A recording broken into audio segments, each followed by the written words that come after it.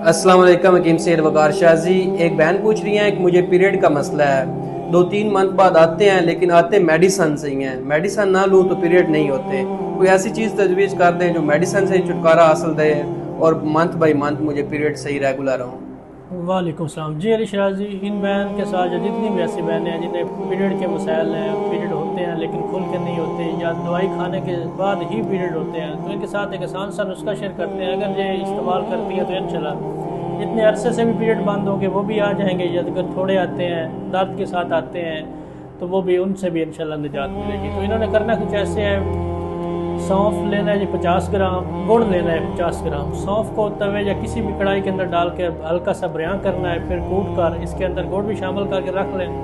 आधा चम्मच सुबह शाम इन्होंने ये खाना है। जब देखें पीरियड स्टार्ट हो गए हैं या हल्का पेन शुरू हुआ है तो एक अंदर जायफल का मगज़ लेकर 2 गिलास पानी के अंदर डाल के अच्छी तरह जोश देना है। जब 1 गिलास रह जाए तो ये पुन छान के इन्होंने पीना शुरू कर देना है। अगर ये 2 या 4 रोज़ पीती हैं तो इंशाल्लाह ताला पीरियड आ जाएंगे। साथ वो सौंफ वाली दवाई भी जो है ना वो भी जारी रखनी है। पीरियड खुल के आएंगे।